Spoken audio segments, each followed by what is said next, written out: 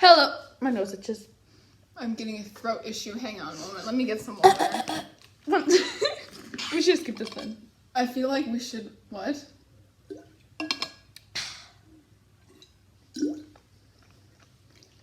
Hello, guys. Welcome back to our podcast, Lumos Sharing the Love with Lindsay and Lillian. I'm Lindsay. And I'm Lillian. And today we're going to do some friend trivia with maybe a little bit of Harry Potter, because we got to do that. And we're going to talk about how we live a Christian life, or in general, a Christian lifestyle. So, before we get into that, I wanted to make a little note that in our last podcast, we talked about why I could be a Slytherin. And all we said was that I was sarcastic. So I wanted to clear that up a little bit. I am not just sarcastic. I am also very determined. As an introvert, I'm a determined human being. That doesn't even go with being determined. It goes with the next point, that I generally lead by example. Since I'm an introvert, I don't just outwardly lead. But teachers have told me this, that I lead by example. I do enjoy tradition, though I also enjoy the spontaneous road trip. I have ambitious goals. I'm an ambitious person.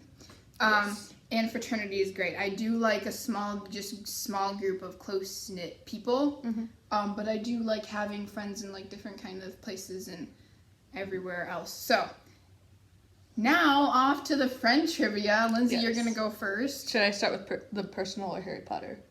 I separated mine between 7 personal and 3 Harry Potter. Yeah, what one should I start with? So you should do personal first. Okay. How and when did I get into Harry Potter? 6th grade. But how? You read the first book in school. Yes. Oh, and we're putting point values to these. Oh, should we write that down? We're doing 10 points for each right answer, and whoever wins gets a bag of carrots. Should I write down that you got it correct?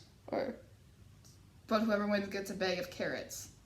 So, yummy. I'll write down, you tell me if I got it right. So I did get it right, yep. Correct? Okay, so then I'll just mark down that I have 10 points. Okay, my turn. Oh God, I'm scared. I feel like I hit the ball. Why do I drink coffee once a week? Because you don't want to get addicted to it. Good job, 10 points. I love coffee. Coffee But is addicted life. to what, though? The caffeine or just coffee in general? Caffeine and coffee. I think both. It's just the caffeine. Yeah. I'll have decaf coffee every day if I could, and then I'm gonna... But anyway, that's fine. Your turn. Okay, 10. Okay, I had a hard time wording this for some reason. Which swim stroke do I really suck at? Oh, is it breast? It's breaststroke. I cannot do it. I'm on my swim team. I'm out of one other person. We are the 2 people who just can't do it legally. Good job. Yeah, I struggle with that one too. It's so hard. So 10 points. Yep, right? not flexible enough. My dad can't do it either. I think it just runs in the family. Who was my first fictional boyfriend? Oh, it's the guy from Voltron, right? Or No. Percy Jackson. Percy Jackson. But I don't even know his name. I don't know the characters. I've told you. Oh, the first person. Wait. 2 names. Oh, Jason Grace? Yeah. Yay! Who's Jason Grace? Wait, I was thinking, For bonus points, 5 extra points. Do you know who my second was? My second fictional the guy friend. from Voltron. No.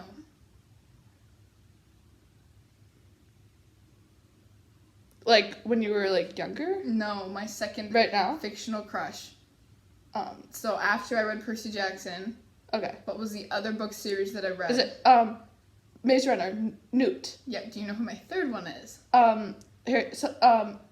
Something from Voltron or Harry Potter? No, it's from neither. From another book? Yeah. Come on, you know this. What? Wait.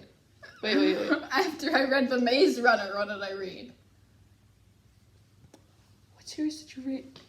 Divergent 4. Yes. Tobias. There you go. You get so I get 10 5 extra points. 10? Yeah, you okay. get 10 extra points. I didn't really do extra points, but maybe I have a couple, so maybe we could add some extra points on that. Okay, my turn.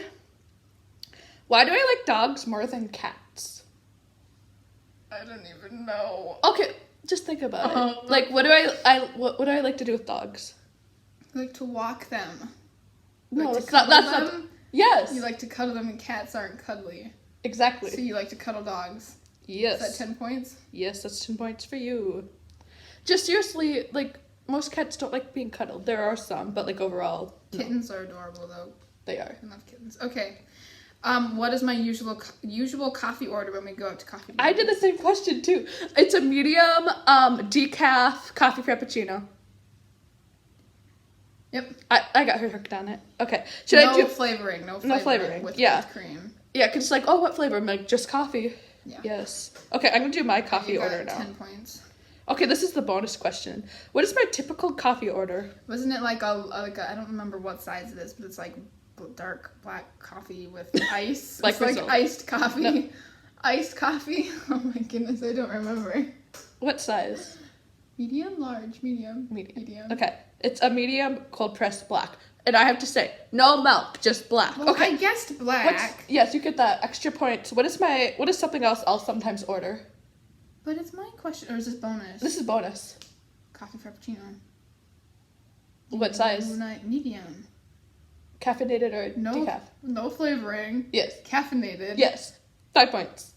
5 points to Ravenclaw. Wait, we should have done that. 5 points to Ravenclaw. Okay, we're gonna do that.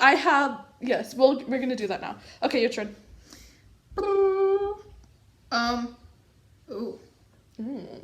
This is a 2-part question, and you don't get any bonus points. What are my top 3 favorite cities in Minnesota, and why wouldn't I want to live in any of those places? Rank them? Or just in general, what are my 3 favorite cities? Stillwater, and explain why. No. So it's why I wouldn't want to live there. So name the 3, and then explain why I wouldn't want to live there. Oh, crap. Okay, I think I can already... I think Stillwater, Duluth, Minneapolis, Lindstrom, like that area. Yep. Okay, so you wouldn't want to live in Lindstrom because that's where you kind of lived in that area before. No, there's one reason why I wouldn't want to live in. Yeah, you want to stay where we're living right now because you want your kids to go to the school that we go to. No. It's because if you lived there, it would get old, and you wouldn't have the same enthusiasm every time you went there. Do I get half a point? 5 points? You get all 10 points. Yeah. 10 points to Hufflepuff. 10 points to Hufflepuff. Well, like, you told me the reasoning, like, why you want to live here. I told you the reasoning before. Like, I think I told you... That it gets old? The get old part. Oh, I still want to live in Stillwater. Oh, this is funny. I love how some of our questions kind of connect. Why is Stillwater one of my favorite places? There's a couple of different reasons. Because you've been going there since you were a child. Yes. Since Jonah Murray lives there. Yes. It's pretty. Yes. There's like your favorite coffee shops up there. We go there a lot together. Yep. So it's a meaningful place. Yeah. I'll give you like 20 points overall. That's a lot. 20 points to Ravenclaw. Ooh. Okay. If I ever had twins, what are the 3 sets of names I choose crap. from? Okay, Fred and George. Yep. It's like, is it like something with Seth? No, it starts with like the K sound. Crap. Oh, I remember talking about this. You told me. The guy from Voltron is one of them. Keith and... Yeah. Who's the other one? Newt? No, they both start with the K Keith sound. And... Not Caden. Nope. You're on the right letter, though. Okay. Well, you told me it's K, so I've told you. Crap. I don't remember this. I remember talking about this, though. So you got Fred and George, Keith, and... What's K names? Is it from like a book? It starts with a C. C? Yeah. Casey. No. Next letter's an O. Cody? C-O. Can I like search up boys' names that start with C-O? No. Maybe he's in Why Don't We? Oh yeah, Corbin! And you want to spell it with like the Y in like he does too. Mm-hmm. Yeah, that's the only way to spell it. Alright, what's the 3rd set? And they're boys, right? Yeah. I don't remember this. Can you give me a hint? Oh, it has to do with Fred and George, maybe? Is it from your story? No. Has to do with Fred and George. Has to do with Fred and George. Gred and... No. Ford. Oh, dang it. That would have been fun. What are the other names of Fred and George? George, Rick. No. Freddie and George. No. Wait, what? The other names? Lindsay and Lillian? No. They're boys. What? The actors of Fred and George. Oh, James and Oliver. Yeah, there you go. You know what? I'm going to take like 2 points. You get 8 points for that one. 8 points. That was hard. Okay, this is a 2 point. There's like 2 different... Okay. What is like 2 of my worst fears? Darkness. Yes, but it's like a big fear of mine, Losing and I've a lived dog. Someone dying. Grandma dying. Overall, wait, what is that normally called? Overall, Death. No, I'm not scared of death. Family member dying. Losing a loved one, Lillian. That's the term. Same thing, though. Okay, you get 10 points. All right. Did I go through like all my questions? Good. I feel you should have one more left. I have one more. What is my favorite Harry Potter book? Goblet of Fire. Obviously. 10 points to Hufflepuff. Okay. What is my life motto? Don't be a crappy person. Oh, I forgot about that one. I'll give you get 5 points for that, but I was thinking of another one. Lead with kindness. Lead with love and kindness. There you go. How many points for that? 15 overall. Well, like including the 5 that I give you for yeah. I totally forgot about that one. Don't be a crappy person. And you from my life motto used to be. It used to be don't be a crappy person, and I think it's moved on to lead with love and kindness. See the progression, people. Because you're not a crappy person anymore. I'm just kidding. Okay, let's go to Harry Potter questions. All right. What level of Hogwarts did Fred and George test their portable swamp? What the crap? 7th? No. 5th. Yes. There you go. You get 8 points. 8 points. 8 points to Hufflepuff. Okay, we just talked about this. I should have changed it. Dumbledore has a scar above his left knee. That is a perfect map of what? London? Europe. You kind of Hogwarts. London what? The United Kingdom. London what? London. We talked about this like on Wednesday. I know we did. The London Museum. London Square. Okay, do you want me to tell you? London. Starts with the U. London. London.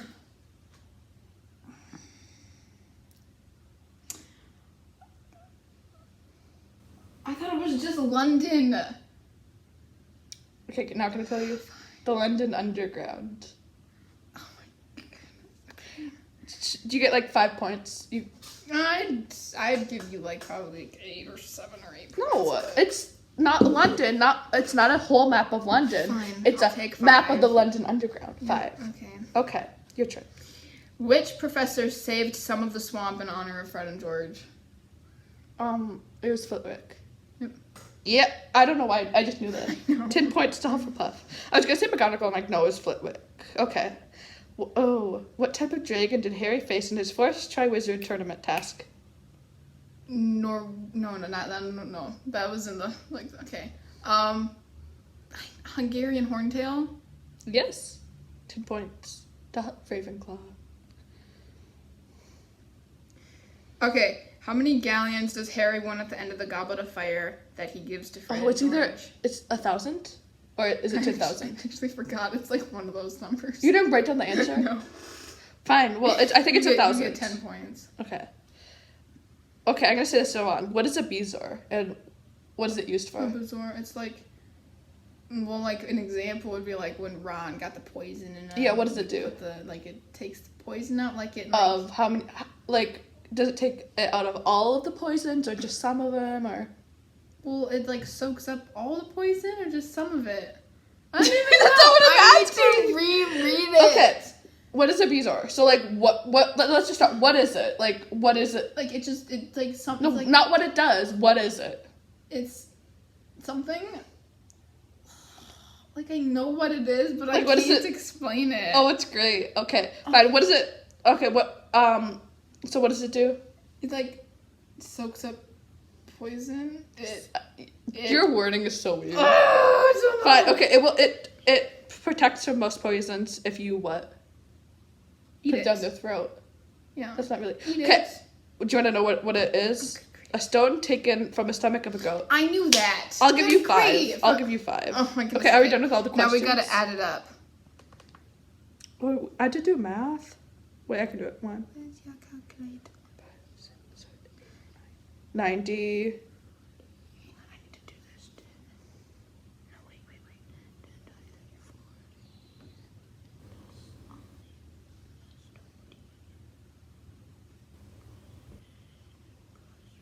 Okay. 5 plus 10 plus 5. Ooh. Crap. I have 110 points. 106. Well, I just know you better. Let me go get that bag of carrots. No, we're doing our podcast. Don't just leave in the middle of a podcast. I need to get my bag of carrots, though. Okay, hello, guys. What's some things we can talk about? I just don't want, but whatever. I'm back. Can I have, like, one carrot? No, you You're don't mean. know me at all. You've got You're like... being a mean Slytherin. Self-preserving Slytherin. Okay. Fine, you can have one. Yay! Thank you.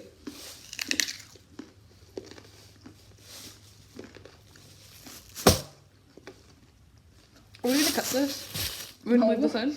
We're gonna leave it in. Okay. Okay, moving on. Let me finish my carrot here. No, the fun stuff. So,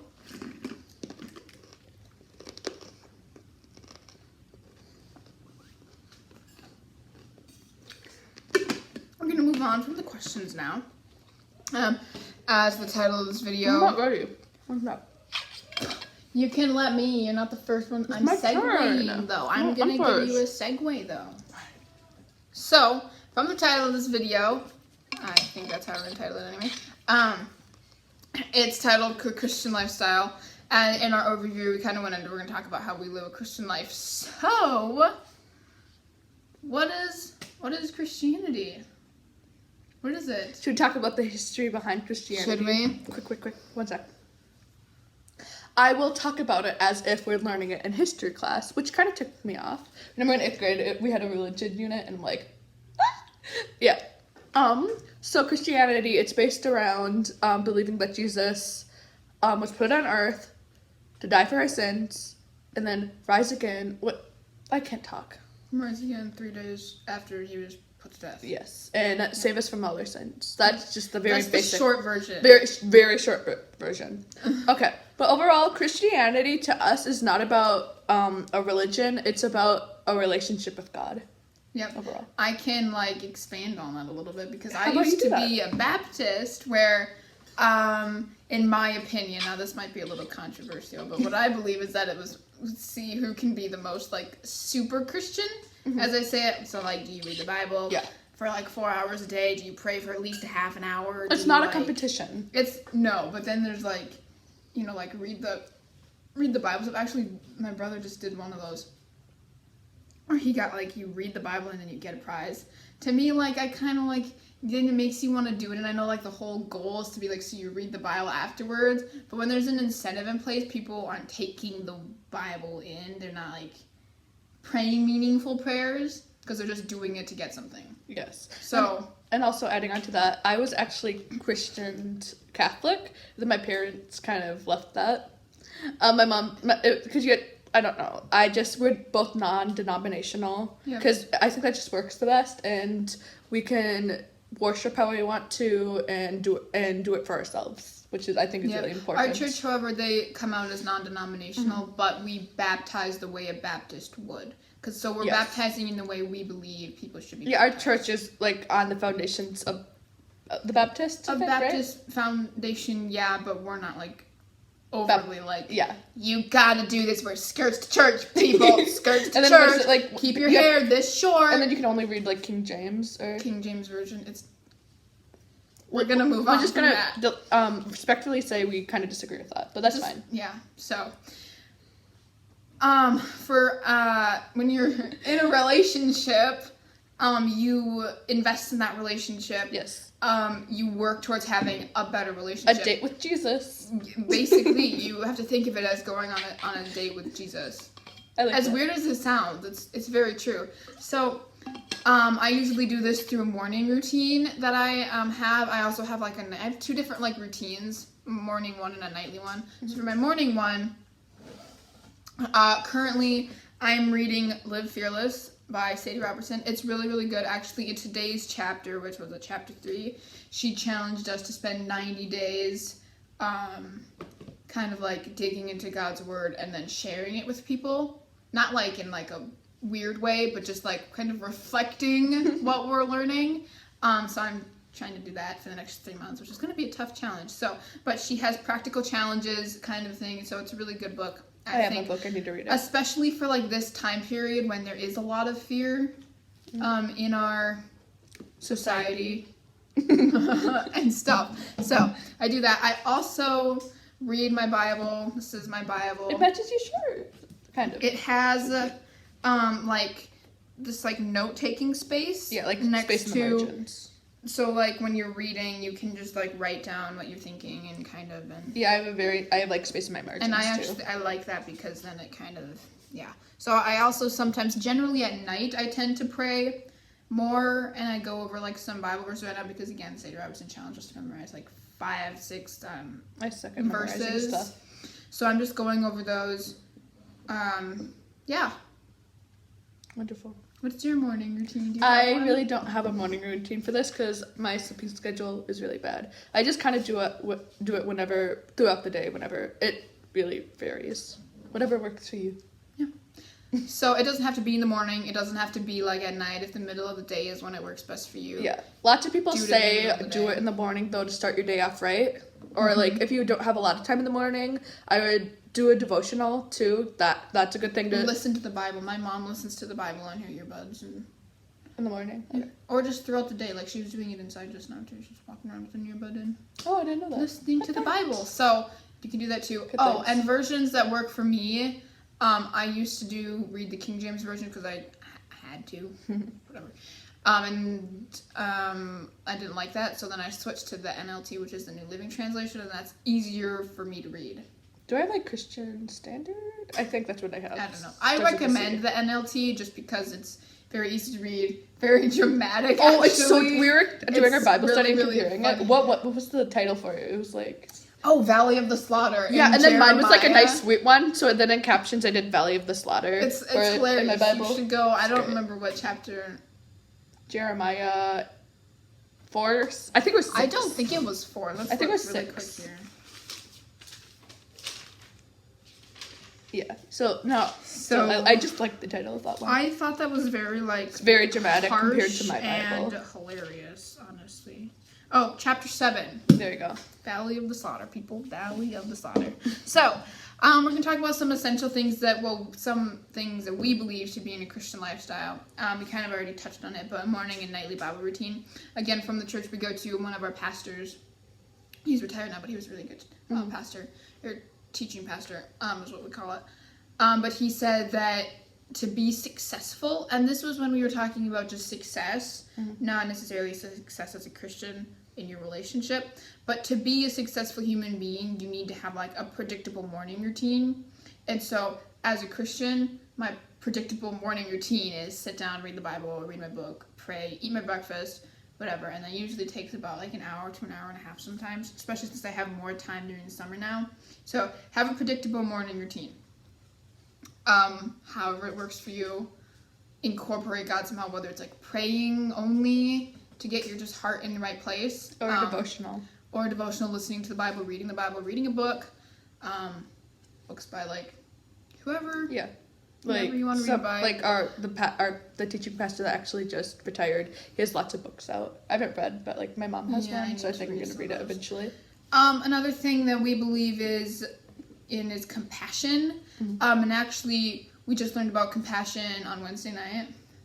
I didn't tune in for it. But. So she can go back and watch it. It's fine. So I'll link that video in the description below because we actually got a lot of information for this subtopic, compassion.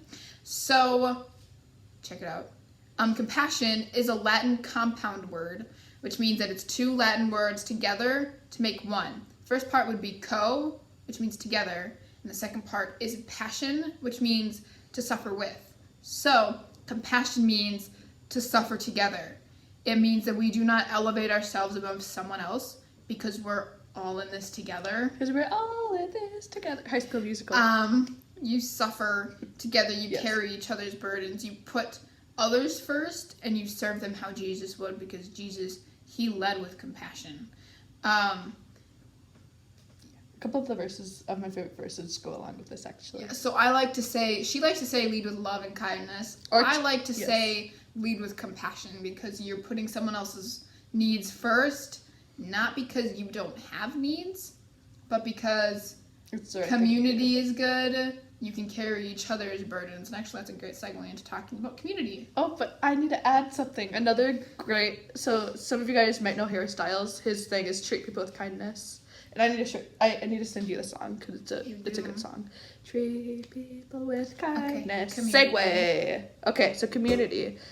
So community is really important to have, because we all suffer things, and we all need someone else to carry our burden. So I would recommend, it's good to have someone else to carry your burden, but someone that to help us. Talk to help us carry it. There you go. Yeah, so this is very important. So I would recommend at least having one Christian friend along, or having someone, because it's good to have all types of friends who believe in different things and blah, blah, blah. But overall, our friendship works pretty well because we're both Christians, and we can talk about it together.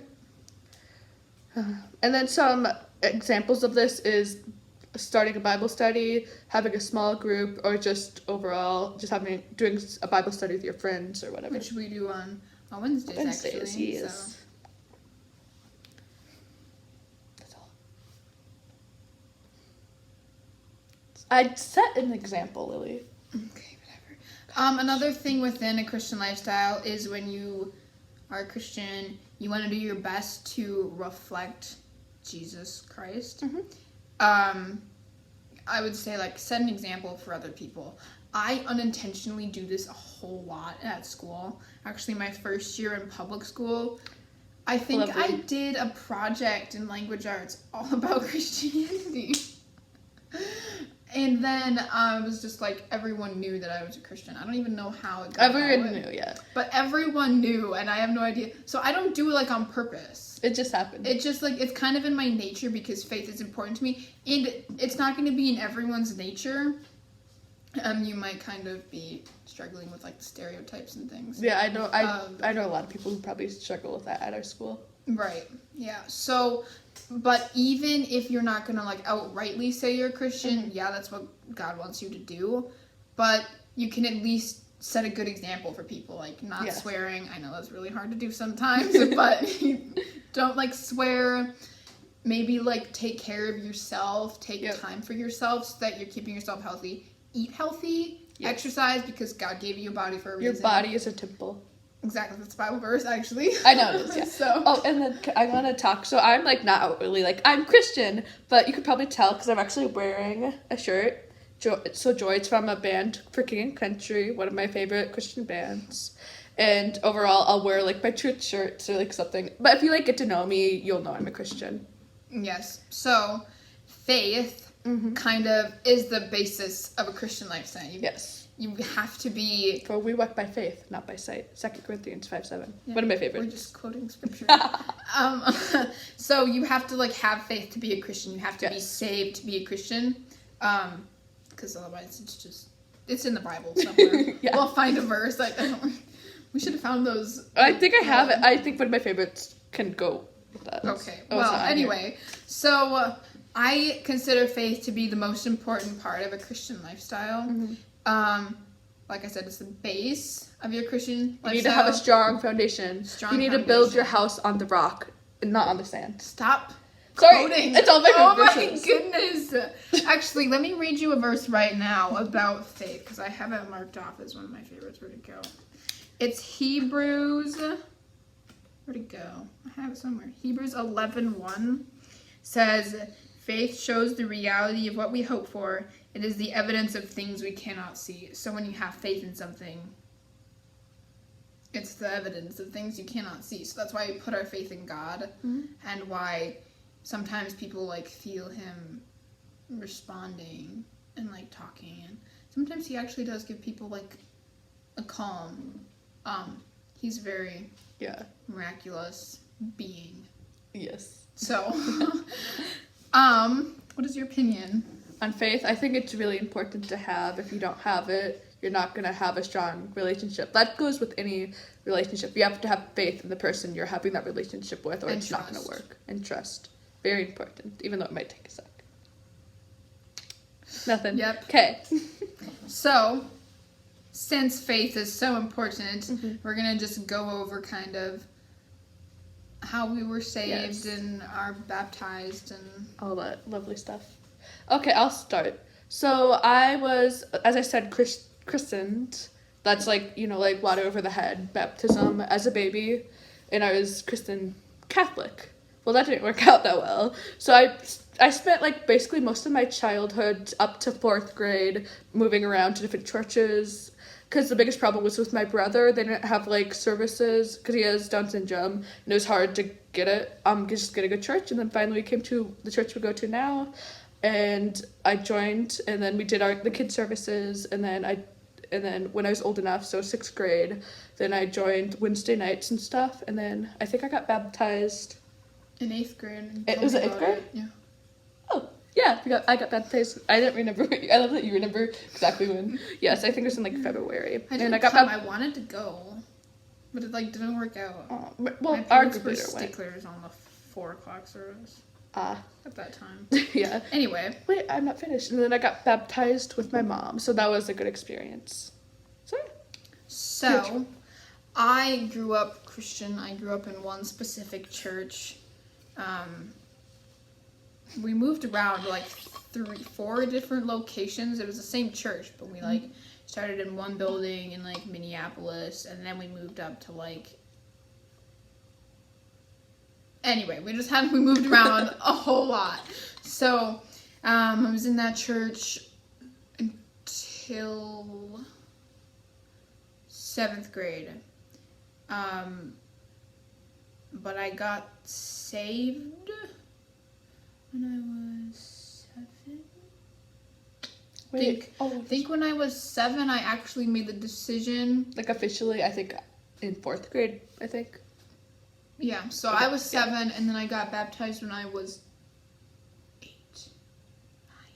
9, 8. I don't remember. This is so bad. But I got baptized at the church that we used to go to, and then we had, in about 7th grade, I think we started looking for a new church because there was a lot of drama, bad things happening. Bad things, yes. So we just, to keep ourselves spiritually well, we needed to leave that church. And then we came to the church we go to now, and it's been a better fit, better feel. Mm-hmm. We volunteer there now, and it's just like... You love it. I do. I love it. I'm just anxious to get back. So it's a much better. So find a church that works for you, and not like a church, like if you have, say if you're in one church with a bunch of like friends, but the church overall is like a negative experience for you, pray about it, of course. But if it's like harming your spiritual health, it's probably better to leave. Yep, find a church that works for you. And it's not going to always be clear where you should go, when you should leave, how you should leave, but trust God, because relationships need trust. So. Okay. Yep. Anything else along with all of that, or should we go to our favorite verses? Let's go to our favorite verses, because we want to share a little bit of encouragement, and yes, we don't have. I don't believe in one specific life verse. Nope. I think that there should be like I think there's multiple verses that help guide you. I think there are also some verses that just stick out to people. Yep. But I personally don't believe in a life verse. So I have like some really big ones. Okay. All right. I will start. So this is actually I actually learned this by my mom last night, and it really stuck out. So it's Ephesians 4:26 through 27. Be angry and do not sin. Don't let the sun go down on your anger, and don't give the devil an opportunity. So I think that really stuck out like right now. Like it's a God-given right to be angry. You can be angry. It's just how you act on it is how it's important. We're learning this in Jeremiah actually right now. Where God was very, very angry with the people of Israel, but it was like just anger. They weren't following his his instructions and things, and so he got angry. Of course, I think the Valley of the Slaughter, just that translation, it's a little dark. Really, really like dramatic. Okay. Yes. So, one of mine is Isaiah 41. I look really weird just holding the Bible, guys. Isaiah 41:13 says, "For I hold you by your right hand, I, the Lord your God, and I say to you, don't be afraid, I am here to help you." So this is one of the verses that Sadie Robertson in her book, Live Fearless, challenged us as readers to memorize. But I really like it because of the image where I hold you by your right hand. So when you think about it, it's like God isn't some being like up in the clouds just to like watch you struggle. He's actually like with you, like holding your hand if you think about it, carrying you, hugging you. What is that verse? Oh, this is a poem that kind of goes along with that. And he says that he's there to help you. He's not a secluded being, like I said, watching you struggle. He's actually there with you in your struggles. You just kind of got to let him in. Yes. Okay, my turn. Okay, we are going to go to Philippians, which is probably one of the best books. Oh, do we have the same one? Nope. Okay, good. Okay. Philippians 2:3-4. Do nothing out of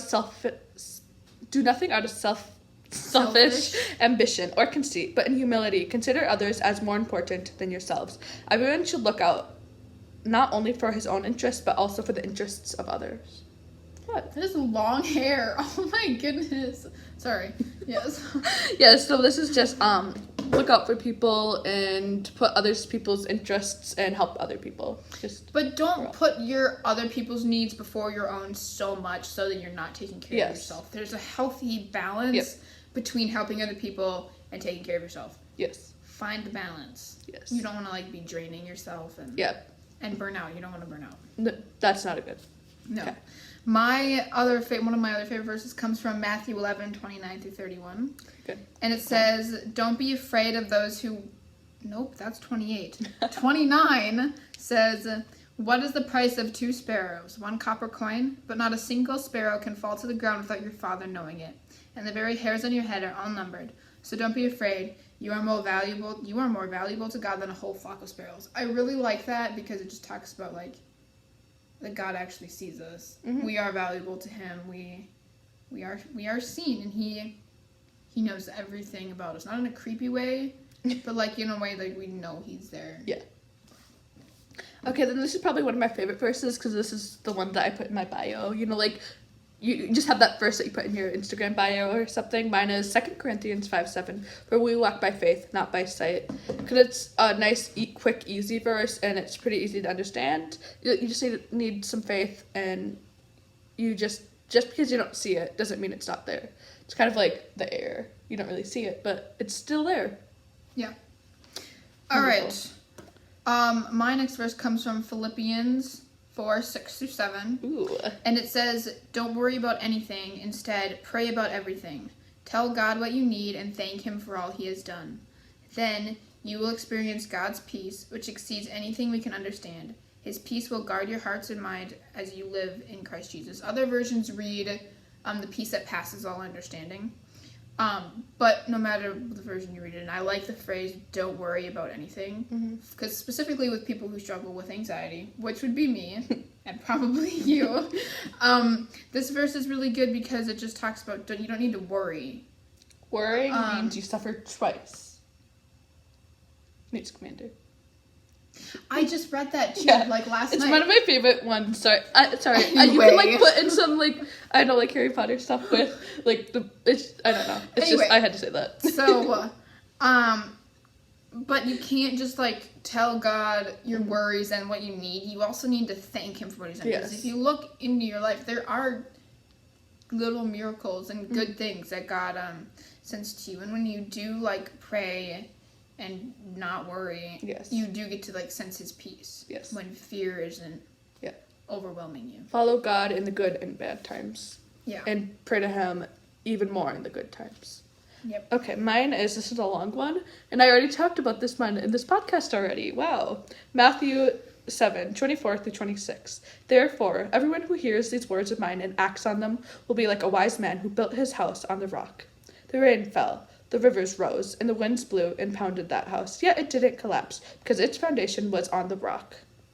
But everyone who hears these words of mine and does not act on them will be like a foolish man who built his house on the sand. The rain fell, the rivers rose, the winds blew and pounded that house, and it collapsed. It collapsed with a great crash." I think, so what it means building your house on the rock is building your relationship on a solid foundation with God and... To be faith. That's what we talked about earlier. To what? Which would be faith. Yeah, faith. So a firm foundation is faith, not like Not like pretend faith. No. Like because that is a such thing as pretend faith. Mm-hmm. So real faith, actual invested faith. Yes. So one of my other ones is 1 Timothy 4:4. Find here. Oh, since everything God created is good, we should not reject any of it, but receive it with thanks. I think a big part of being a Christian and having a Christian lifestyle, reflecting Jesus, is being very thankful, very grateful. Yes. So even though some things, like, okay, God created tornadoes. Tornadoes. I used to call them tomatoes because I just couldn't say tornadoes when I was younger. So God created tornadoes and like Terrifying. storms for reasons, because I think sometimes the atmosphere gets all like clogged up and it needs a release. So, but it's still, they're still like good for like weather systems in general, because even in like personal life, if you're like bottling up your emotions, that's not good.